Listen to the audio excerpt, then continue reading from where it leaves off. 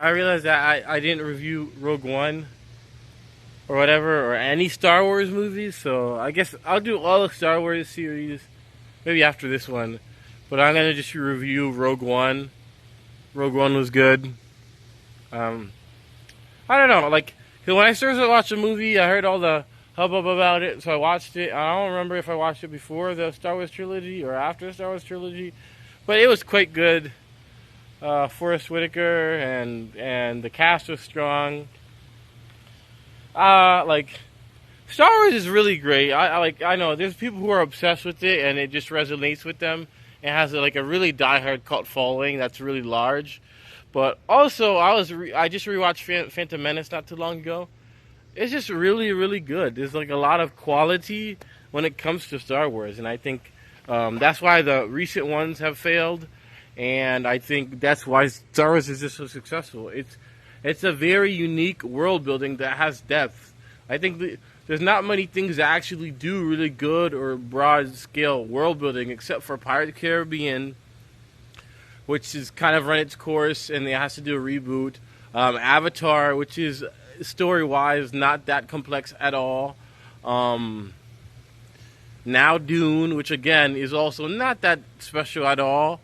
It is very much space Jesus, um, except with war. But Dune obviously is really, really good. But it's really a large part of it is Denny Villeneuve, Denny Villeneuve, just bootstrapping and just carrying the entire movie with visuals and the star power of Zendaya and Tom Holland and the rest. Um, but anyways, Rogue One, it's not that complicated. It's just really good. It's like not really good. It's just good. It's solid, um, from beginning to end. There's not any parts where you're kind of bored. There's not any parts that don't make any sense. It's all very cohesive. It makes sense.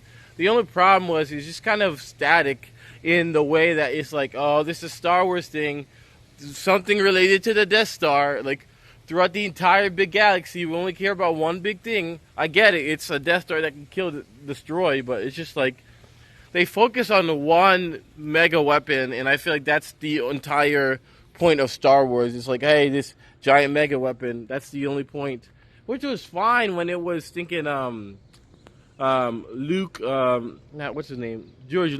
When George Lucas did it, because he was like, that's one creator, the one original writer who wrote this thing, and he wrote these prequels as a like he wrote these other movies as successions to this other movie, and they're all tied, So it's like George Lucas, that was his gimmick, that was his stuff. But everything else and everybody else is like, nah, bro. Wait, I'm switching my hands. But everybody else is like, nah. You know what I'm saying? Like, no, you don't get the you don't get to steal George Lucas's gimmick and then try and make it your own. You have to come up with new ideas, new fresh takes, and even there's so much depth. Even in Phantom Menace, Anakin Skywalker is a slave. It's just like he was a slave. He was sold. Like I'm saying, like his mom was still a slave when they freed him, in Phantom Menace, and when they freed Anakin. So it's like, I don't know. There's so much depth in storytelling, which is why the fan base is as diehard as it is. And that's just the same thing goes with singing the Doctor Who. Doctor Who has a lot of fan base, like a big diehard fan base, because it's brilliant. It's really really really good. And I think people don't understand the depth and the just greatness and just goodness of Star Wars. So respect to that. But anyways, Rogue One, simple review. I enjoyed it. Besides the whole, the storyline revolving around the Death Star, I think there was a lot of cool scenes. I think that fighting scene at the end was boss. It was memorable. It was a blast. I don't know. And Star Wars does this a lot, where it has like characters who are like so forgettable. Like they have a good cast, but it's like, all right, I forgot about them 5 seconds later. And the entire cast is good. They are good. It's the same thing. It's like, all right, I forget about all these people. And I know Forrest Whitaker. That's it. Everyone else is like, I don't remember them to this day. It's like, So they do that a lot. It's like, it feels a lot like the Andromeda. That was like a TV show or whatever. And it's like the cast is so forgettable. It's Power Rangers too. Power Rangers, they have the most generic people they could find on the planet. The most generic people ever. And that's kind of what to me killed Rogue One. They should have had a stronger cast. Like Harrison Ford as Han Solo in the Star Wars franchise is great because Harrison Ford is a straight stud. You know what I'm saying? He is actually like a legend. You know, he has so many Indiana Jones, Get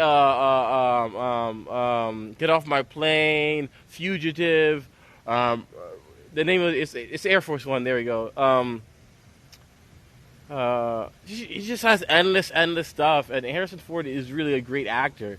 So it's just kind of funny that like Disney, who has all these buku dollars, doesn't cough up some money for like top tier actors and things like that. You know, they always pick these mediocre people you don't know about. And then guess what? When they got Pedro Pascal, boom, the joint was like, all right, this is the Mandalorian, and we're gonna, you know, burn the house down, and everyone's gonna be like, yo, Mandalorian is great. So it's like, why don't you just hire like A-listers in the first place and put over your product? You know, I don't think it's gonna drown whatever your story is.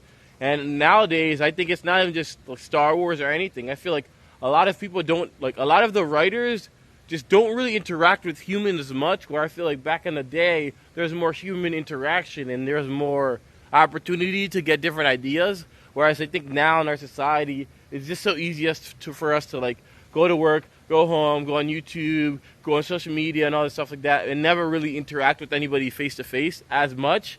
And I just thought I was happening. Like, you know, it's like, it's all kind of garbage writing. None of the movies are good. And it's not just the studios being, like, not good, you know. Because Francis Ford Coppola is doing his thing, and Kevin Costner, they're both basically funding their own movies and things like that.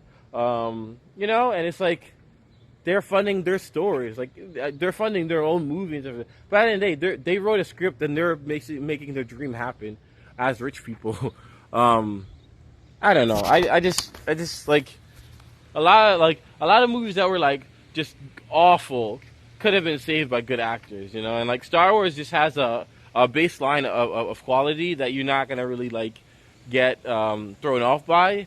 Yeah, I mean Rogue One was good. Maybe I shouldn't say it's as good as I thought it was, because it is pretty forgettable kind of a movie. But I do think like as an initial watch, it's good, you know. But if you're gonna like rewatch it every Tuesday or something like that, you know, it does not have that type of cachet, that type of royalty in the DVD catalog or saved videos or whatever. But yeah, I mean, for a one-time watch, it's a good movie. Let's say that it's not a. It's not. I don't even think it's better than stinking Premium Rush. My Premium Rush status of 3. You can watch it 3 times and never watch it again. I don't even think Rogue One's there. I think it's like you watch it once and you're like, oh, it was good. And then, you know, if it comes on one day or something, you're like, okay, I'll watch it. But if not, it is what it is. But you should watch it the first time, because someone recommended. They're like, oh, you should watch Rogue One, and I was like, all right, I'll watch Rogue One. I can't remember if it's I watched Rogue One and then that made me watch the rest of the Star Wars movies, or I watched the Star Wars movies and I was like, oh, let me get to Rogue One. I think it's the other way around. But anyways, so it stops raining, so I don't have to open this umbrella. And the weather's going to be better, so I can just sit here. And I also bought a speaker for the people at home and the people in the back and all across the world. I bought a Bose speaker. It's really, really good. I'm enjoying the sound. And it's making my walking like a billion times better. Not a billion, but like I would say twice as good as it was before, and it was already pretty good. Because I don't know, it's more vibrant. I feel like the people are there kind of just, I don't know, it's just more imposing, and like soothing, I guess. Like listening to music in your car. And you know, I don't have to wear these headphones, like, especially when it's hot. You know, all the sweat gets in my ears and things like that. And I was sick. I've been sick. So now I'm not sick anymore. And every time I go to the doctor, they're like, oh, nope, you're healthy. You're perfectly healthy. Anyways, all right. Logging off and jazz. Be happy. And, I don't know, do stuff.